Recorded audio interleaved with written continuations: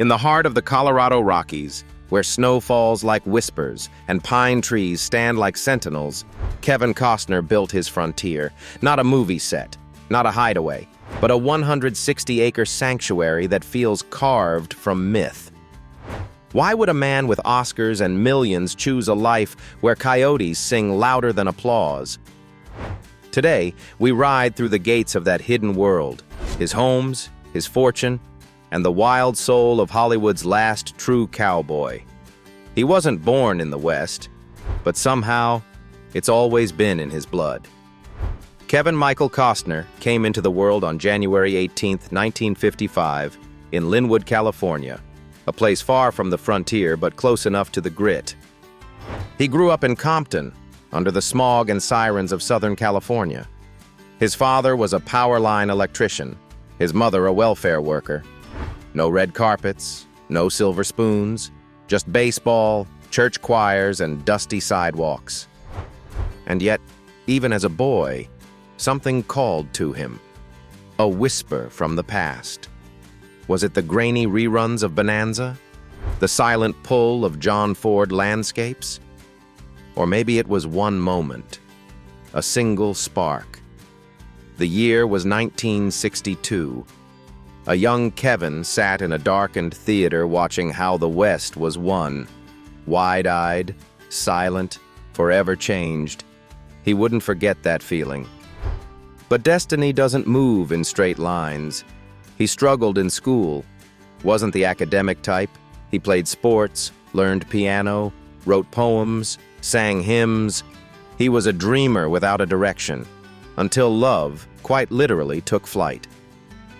It was 1978. Kevin was on a plane, returning from his honeymoon in Mexico. Sitting just a few rows ahead, actor Richard Burton. Nervous but driven, Kevin introduced himself. He asked the question so many dreamers carry like a wound. Can I become an actor and not lose myself? Burton looked him in the eye and said, "Yes, you can. But only if you hold on to who you are." That was it. That one conversation gave Kevin the permission he didn't even know he was waiting for. He quit his marketing job, took acting classes 5 nights a week. He drove trucks, worked fishing boats, gave Hollywood tours to pay tuition. And when the roles finally came, they were small. Frat Boy 1 in Night Shift, a deleted corpse in The Big Chill. He was there, but invisible. Until 1985. That was the year Silverado rode into theaters, saddles blazing, dust flying, and introduced the world to a new kind of cowboy. Young, lean, and silent-eyed, Costner wasn't playing a Western hero. He was one. Then came The Untouchables, 1987. Then No Way Out. Then a pair of baseball dreams, Bull Durham and Field of Dreams. Each role a piece of a mythos he was quietly building. Each character stronger, quieter, more American than the last. But nothing would prepare the world, or Costner, for what came next. In 1990, against studio advice, against budget warnings, against logic itself, he directed and starred in Dances with Wolves, a 3-hour Western epic, shot on location, partly in Lakota Sioux. Hollywood thought it would fail. Instead, it became legend. 12 Oscar nominations, 7 wins, Best Picture, Best Director. Kevin Costner went from actor to auteur, from dreamer to icon. Suddenly, everything he touched turned to gold. Robin Hood, Prince of Thieves, JFK. The Bodyguard, opposite Whitney Houston, a film that melted box offices and hearts across the globe. But even legends stumble. Mid-1990s. Waterworld sank under its own ambition. The Postman followed, another post-apocalyptic gamble, and perhaps his most bruising artistic blow. Critics mocked. Audiences walked away. And yet, he never stopped creating. He returned to the West with Open Range, this time raw and stripped back. It reminded everyone why he mattered. For his restraint, his gravitas, his belief that stories should breathe. Then came television. Not just a return, but a rebirth. With Hatfields and McCoys, he claimed an Emmy. With Yellowstone, he claimed a generation. On screen, he was patriarch, protector, storm and stone. Off-screen, he was executive producer, shaping not just the story, but the legacy. But perhaps the most profound twist in his journey was this. While the world saw a star riding high, Kevin Costner was quietly building something else. Something real, tangible, rooted in earth and silence. A place where scripts don't matter, where there are no takes, only sunrises, where the frontier isn't filmed, it's lived. And that place? It waits behind a wooden gate beneath the shadows of the Rockies. Welcome to the Colorado Ranch. Ranch in Colorado. If the American frontier ever had a sequel, Kevin Costner didn't write it with a pen. He built it. In stone. In timber. And in 160 acres of pure Colorado soul. Nestled near the legendary Independence Pass, where the Rockies rise like ancient cathedrals and clouds cling to the peaks like whispered prayers, lies a property unlike any other. It's not a resort, not a retreat. It's a frontier estate, where every tree, every rock, and every snowfall tells a chapter of the life Kevin Costner chose, far from the lights of Hollywood. So, what does a $30 million Wild West dream look like?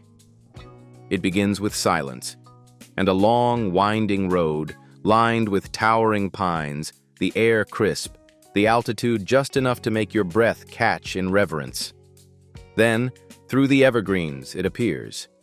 A lodge-style mansion, its neutral tones blending seamlessly with the landscape. The architecture doesn't dominate. It surrenders to the land. Sloped rooftops, expansive glass walls, wooden siding kissed by snow and sun. Step inside, and the lodge opens its arms. Warm oak floors stretch across wide spaces. Ceilings soar with exposed wooden beams, each one whispering tales of the forest it once belonged to. A stone fireplace commands the great room, crackling with the kind of fire that's as much for the soul as it is for warmth. To your left, the kitchen. Open plan, inviting, rustic but refined. You can almost smell the coffee brewing at sunrise. Hear the sizzle of bison steaks in the evening. The dining space flows into the living area. It's not just designed to entertain, it's built to connect, to share stories, to look out across the glass and see mountains instead of walls. And when you ascend to the master suite, a secret waits. Hidden beneath it lies a tunnel, leading down to an underground jacuzzi. But this isn't just any spa. It sits directly atop the Continental Divide, that great invisible line splitting the American continent in two. So when Kevin Costner soaks here, he's literally bathing between East and West. Symbolic? Absolutely. Because he's lived in both worlds and belongs to neither. The rest of the estate unfolds like a Western epic. There's a private lake, just large enough for a canoe, just still enough to reflect the sky like a mirror.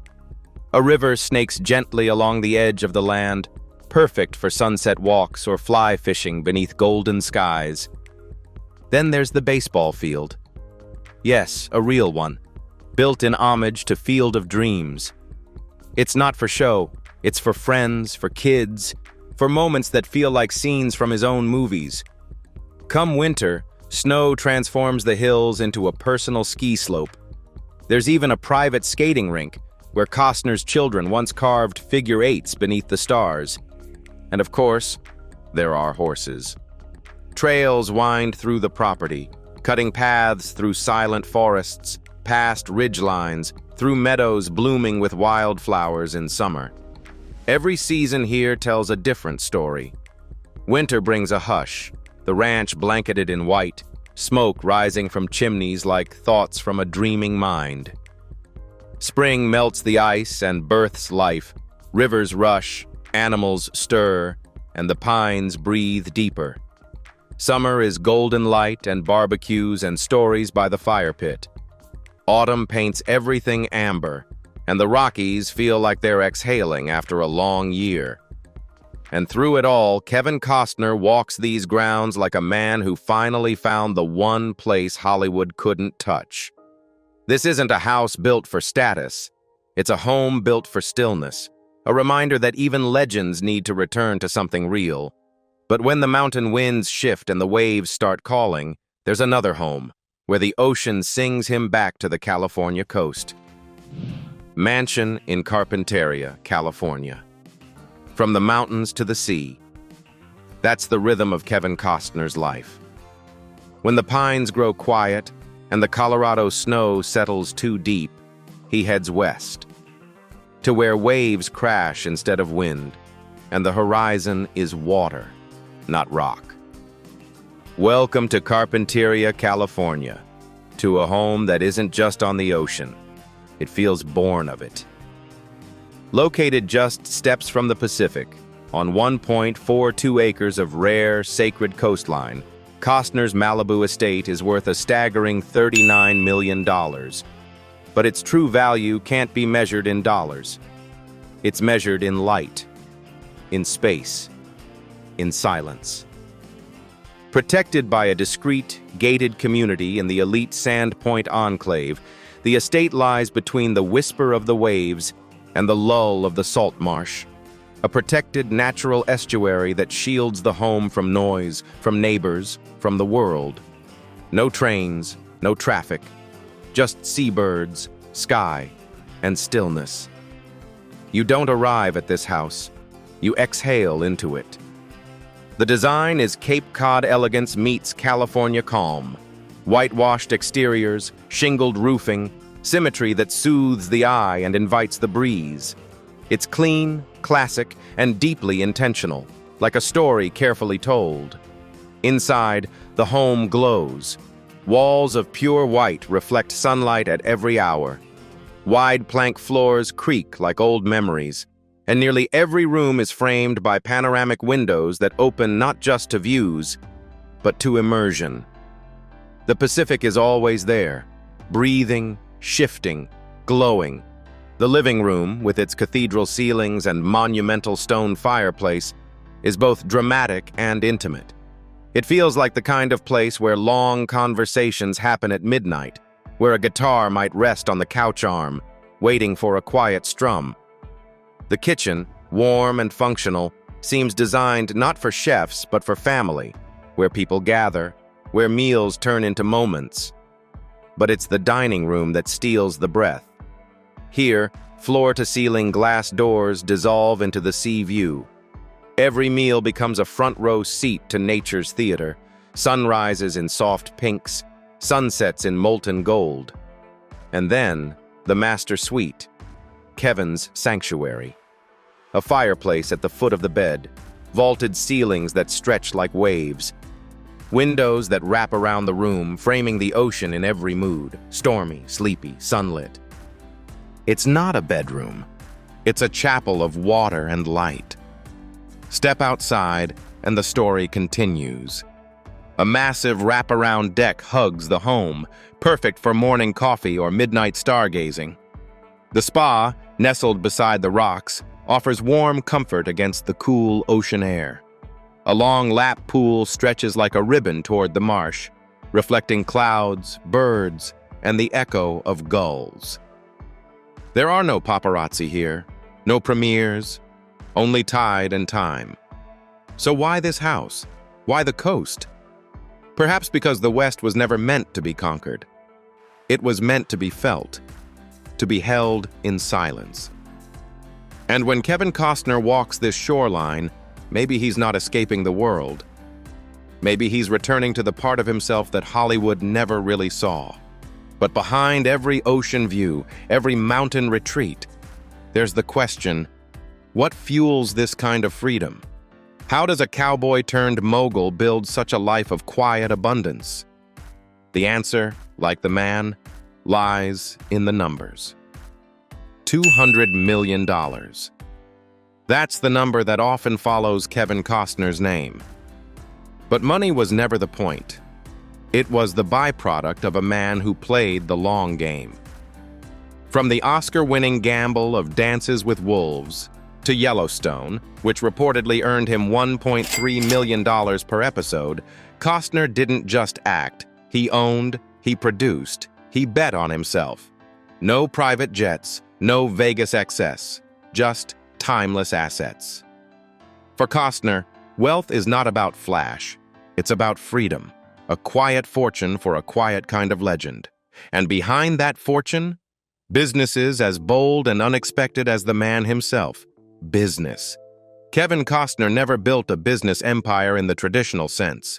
No tech startup, no fragrance line, no screaming headlines on Wall Street.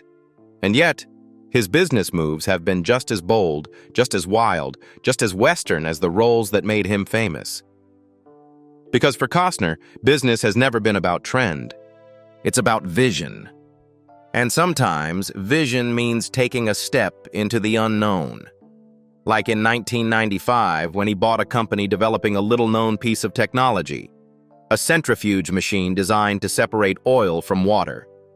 People laughed. Hollywood scratched its head. But when the Deepwater Horizon disaster struck in 2010, spilling millions of barrels of oil into the Gulf of Mexico, Costner's invention became a lifeline. His company, Ocean Therapy Solutions, sold 32 machines to BP. It wasn't just a business deal, it was a redemption story. A cowboy showing up with the right tools when the town was burning. And like every Western, there was conflict. Former business partners, Stephen Baldwin and Spiridon Contagouris, sued him, accusing him of backdoor dealings and withheld profits. The trial made headlines. But in the end, Costner won. A jury cleared him. Justice, once again, sided with the quiet one. But that wasn't the only bet he placed on American memory. Just outside Deadwood, South Dakota, Costner built something unexpected. Tatanka, the story of the bison. A $5 million cultural center dedicated to honoring the history of the Great Plains, Native Americans, and the majestic buffalo. Visitors come not for movie memorabilia, but for bronze sculptures of bison in full stampede, for history told not through glass, but through emotion. It's not profitable in the Wall Street sense, but it's rich in legacy. And then there was the Midnight Star Casino. Opened in 1991 in Deadwood, it became a landmark, filled with movie costumes, signed memorabilia, and a sense that you were walking through a living museum of one man's cinematic journey. For over 25 years, it stood tall, until Costner closed its doors in 2017 and sold it quietly in 2020. No press release, no fanfare, just a man ready to move on to the next chapter. That next chapter? A voice, a story, a map. In 2020, Costner co-founded Hear Here, an audio storytelling app for road trippers, an idea so simple it felt revolutionary. As users drive across America, they hear stories about the land they're passing, narrated by Costner himself. It's part podcast, part history lesson, part companion for the wandering soul.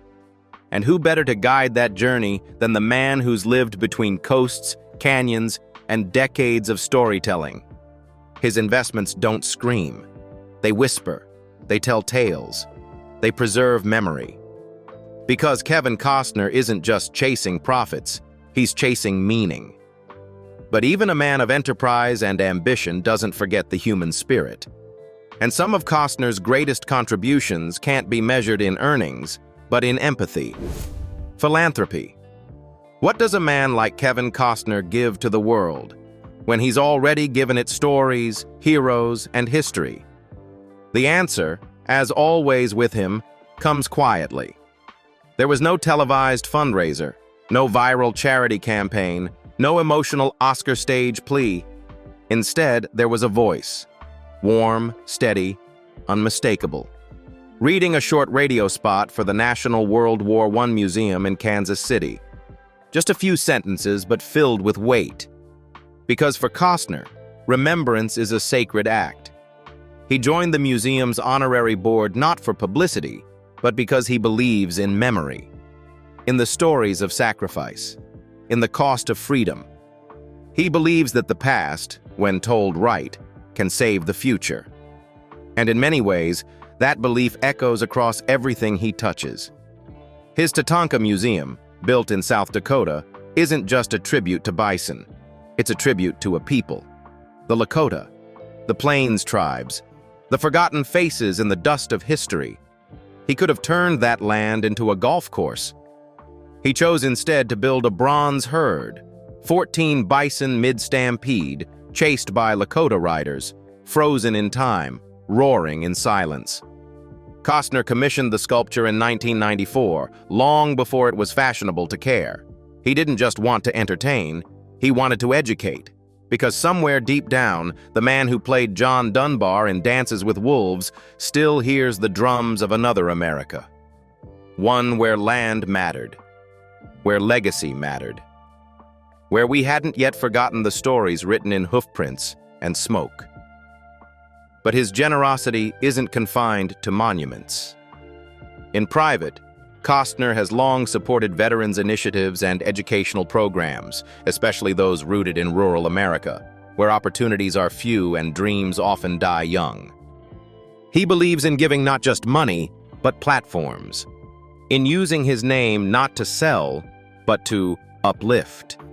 Even here, the road trip storytelling app he co-founded carries a philanthropic edge, bringing local histories to life, empowering communities through narrative, reminding travelers that every stretch of highway holds a human tale.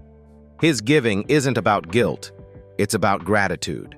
For the land, for the art, for the people who never make headlines, but quietly build this country mile by mile.